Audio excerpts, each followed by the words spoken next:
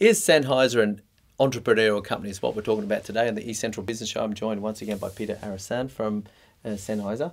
Now, entrepreneurship is a big word. Immediately you walk into a room of startups and you shout out the word entrepreneurship, people snap to attention. Now, is it true that Sennheiser is an entrepreneurial company, do you think? Yes, I would say so.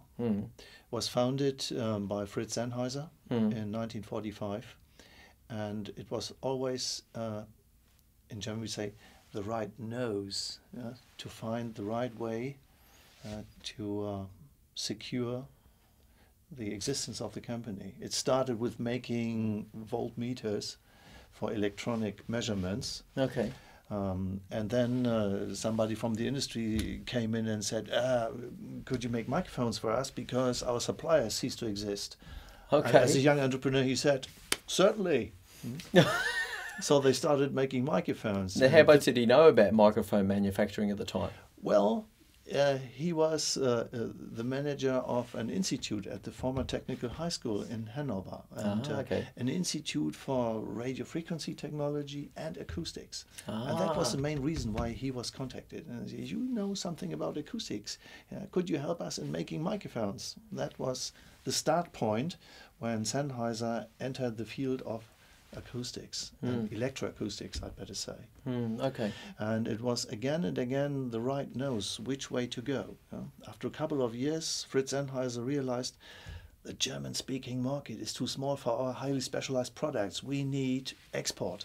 And he started finding, let's say, networking.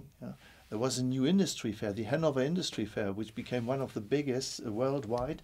And Sennheiser, with a small booth in the beginning, was from the beginning and from the first time on in 1946-7, was part of it and started networking. And the first distributor outside Germany was located in the Netherlands. Okay. And in 1950 we had already first overseas shipments, 4 microphones to Brazil. Oh, really? Okay. Yeah. But this was the burgeoning television industry, was it not, that were taking this break, was it? Or? And we, after having made a copy, we quickly found out, there's high potential for improvement. Let's do something on our own. And this was appreciated by many customers, and they gave us good ideas how to improve the products. For instance, please, couldn't we get the microphones a bit smaller to make them less obtrusive? Okay, and this found the interest of TV sound engineers. They had the target to make any technology invisible on the TV screen. Okay. And a smaller microphone was at least a step in the right direction. And later, more requests came from TV sound engineers. And that was the reason to invent shotgun microphones, highly directional, and not much later, wireless microphones. And then they asked us, hey, couldn't you make us headphones, because headphones so far were really uncomfortable in use, and we want something that we can easily carry over the whole day. Okay. And this leads in 1968 leads to the development of the first consumer hi-fi headphones with really comfortable use and a relatively attractive price. Okay. For 49 D-marks. Oh, okay. What's that in the modern currency? Yeah, that was the... this converts today to 70 euros. Oh, okay. All right. Still affordable. Oh, The yeah. HD414, it became legend. I think it's not exaggerated to say that the hi-fi accessories industry was started in the late 60s when we launched this headphone, because although it was not intended to, but it served a need in the modern households at that time. Many of them had invested in a small hi-fi system. Yes. And there was a typical situation at home. The husband comes home from work and he wants to crank up the new achievement. And there was trouble in the family. His wife preferred watching TV, children should sleep. Frustration. Yeah.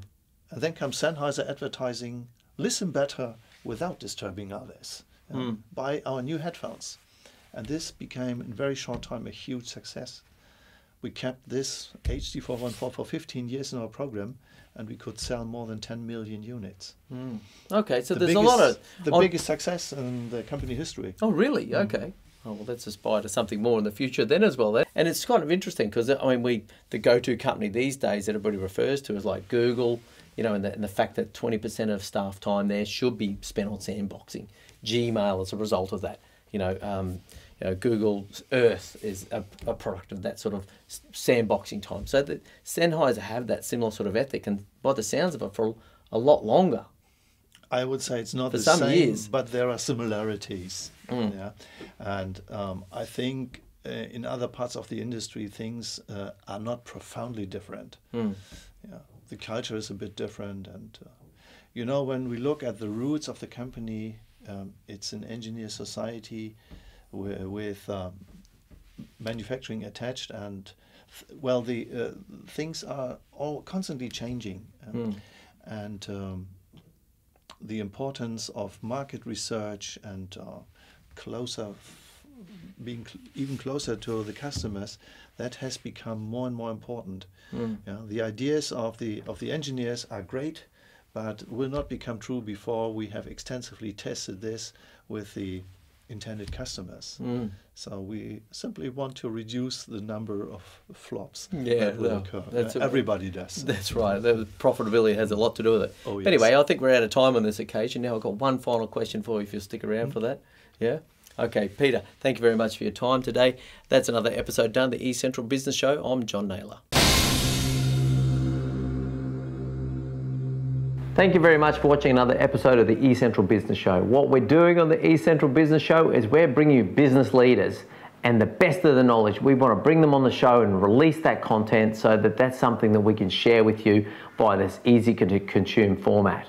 So you can follow us across LinkedIn, Facebook, YouTube, Twitter, Google+, or just regularly visit the eCentral.com.au/show website, pick out the best things for you and educate yourself on that premise.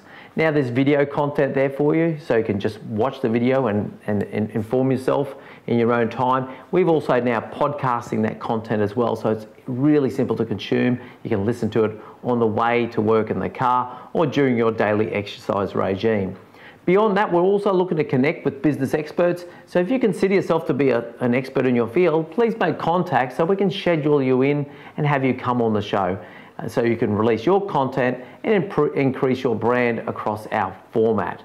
Beyond that, we also invite people to send us their email address so we can send you our monthly magazine. And that's just the best of the content, the best of the videos for the month, put out once again in an email, arrives in your inbox, so you can just go through and pick out the things that are really going to educate you and advance you in your field of expertise and in business. We're a business-focused show. So thank you very much once again for watching, and we'll see you next time.